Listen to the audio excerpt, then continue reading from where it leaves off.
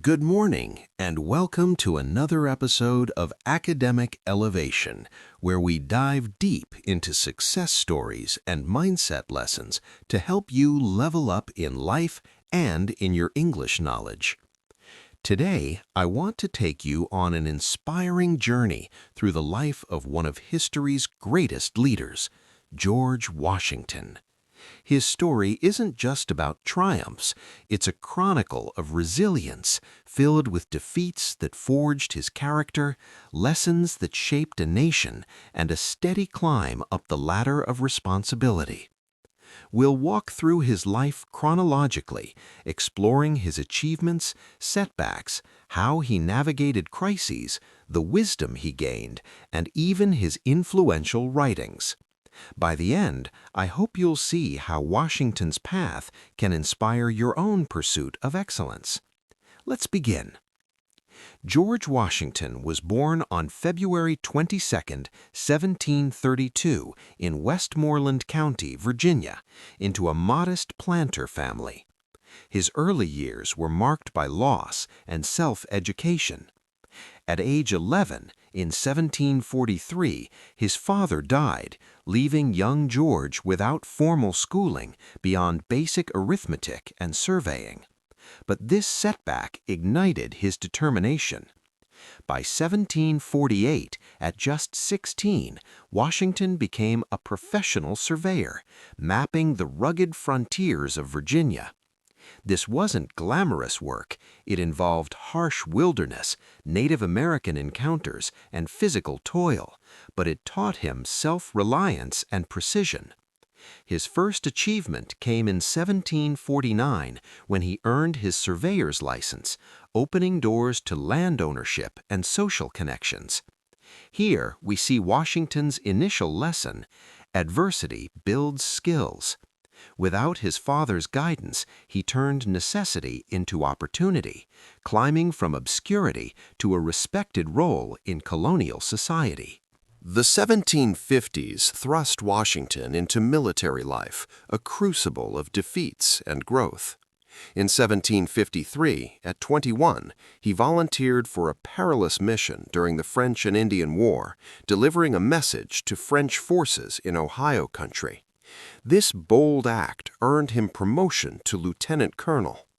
But 1754 brought his first major defeat at Fort Necessity. Outnumbered and outmaneuvered, Washington surrendered to the French after a brutal battle, losing over a third of his men. Humiliated, he resigned his commission. Yet from this failure he learned critical tactics, the importance of reconnaissance, alliances with Native Americans, and avoiding overconfidence. He reflected, "Experience teaches fools," a mindset that would define him.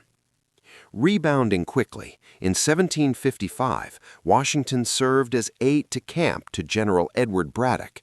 The Battle of the Monongahela was another disaster. British forces ambushed, Braddock mortally wounded. Washington, with 4 bullet holes in his coat and 2 horses shot from under him, organized a retreat, saving lives. This heroism elevated him. By 1758, he commanded Virginia's regiment, leading successful raids like the capture of Fort Duquesne, renamed Pittsburgh. His career ladder ascent was clear, from volunteer to colonel, not through privilege, but through proven valor. Washington's method for escaping dire situations: calm under fire and adaptability. He once said, "Discipline is the soul of an army," a lesson from these chaotic years. The 1760s saw Washington transition to civilian life. Retiring from the military in 1759, he married Martha Custis in 1759, inheriting vast estates at Mount Vernon. He became a prosperous farmer and legislator in Virginia's House of Burgesses from 1758 to 1775. But tensions with Britain brewed. In 1765, the Stamp Act sparked his political awakening. He opposed taxation without representation, writing letters that honed his leadership voice. No major defeats here, but the era taught patience. Washington experimented with crop rotation and innovation, turning Mount Vernon into a model plantation. His writings began emerging, detailed journals on agriculture and military strategy. Though not formal books, these laid foundations for his later works. The 1770s ignited the American Revolution, Washington's defining era. In 1774, he attended the First Continental Congress, emerging as a quiet but commanding figure. By June 1775, Congress appointed him Commander-in-Chief of the Continental Army, a meteoric rise from planter to general based on his experience and reputation. Early defeats tested him severely. In 1766, the Battle of Long Island saw his forces routed by the British, forcing a retreat across New York. Thousands captured, morale plummeted. Washington himself narrowly escaped capture in the fog-shrouded evacuation of Brooklyn Heights. From this, he learned the art of strategic retreat. "We should not play a desperate game," he noted, emphasizing preservation over rashness. Yet Washington turned tides with ingenuity. On Christmas night, 1776, he crossed the icy Delaware River, surprising Hessian forces at Trenton, a stunning victory that revived the Revolution. Followed by Princeton in 1777, these wins boosted enlistments.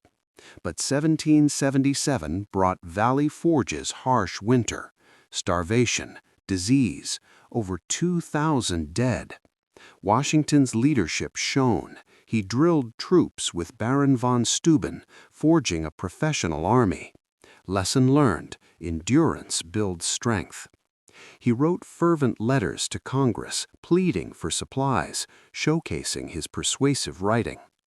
The war dragged into the 1780s with mixed fortunes. In 1780, betrayal hit hard when Benedict Arnold defected, a personal blow as Washington had trusted him. But he adapted, tightening security. The pinnacle came in 1781 at Yorktown, where, allied with French forces, Washington besieged British General Cornwallis, forcing surrender. This victory ended major fighting. Post-war, in 1783, he resigned his commission at Annapolis, a selfless act preventing dictatorship. His Circular to the States that year, a pamphlet-like address, urged national unity, warning against sectionalism. Washington's escape from power's temptation? Humility. He retired to Mount Vernon, but duty called again. The late 1780s saw national chaos under the Articles of Confederation. In 1787, Washington presided over the Constitutional Convention in Philadelphia. Reluctant at first, he lent gravitas, guiding debates toward compromise. The Constitution's ratification in 1788 owed much to his support. Elected unanimously as first president in 1789, he began his ascent to the nation's highest office. His 2 terms, 1789 to 1797, were marked by nation-building, establishing the cabinet, neutrality in foreign affairs, and quelling the Whiskey Rebellion in 1794 through measured force, avoiding civil war. Defeats? Political factions emerged, with Hamilton and Jefferson clashing, testing Washington's unity efforts. He navigated by fostering bipartisanship, learning that leadership requires balance. In 1793, he issued the Neutrality Proclamation amid French-British wars, a shrewd move preserving young America. His writings peaked here. The Farewell Address in 1796, drafted with Hamilton, warned against political parties, permanent alliances, and debt. Though not a book, this 6,000-word essay became a cornerstone of American policy, emphasizing virtue and education. Washington retired in 1797, returning to Mount Vernon. Briefly recalled in 1798 as commander amid quasi-war with France, he focused on farming until his death on December 14, 1799, from a throat infection. His voluminous letters, journals, and addresses, compiled posthumously, reveal a man of reflection. Volumes like the Papers of George Washington capture his thoughts on liberty, duty, and perseverance. In reflecting on Washington's life, we see a pattern. Defeats like Fort Necessity and New York weren't endpoints, but classrooms. He rose through ranks by merit, not birth, surveyor to soldier, general to president, exiting crises with strategy, alliances, and resolve. Lessons? Discipline over impulse, unity over division, humility in victory. As he wrote, happiness and moral duty are inseparably connected. Friends, George's story reminds us success is chronological, built on failures turned to fuel. Apply this to your life. Embrace setbacks, learn relentlessly, and lead with integrity. If this fired you up, subscribe right now and let's keep that energy going every single day. Join thousands who are already leveling up. Hit subscribe and become part of this community. Don't forget to turn on notifications so you never miss the tools, mindset shifts, and habits that actually change lives. Thank you for watching Academic Elevation. Until next time, elevate your mind and conquer your goals.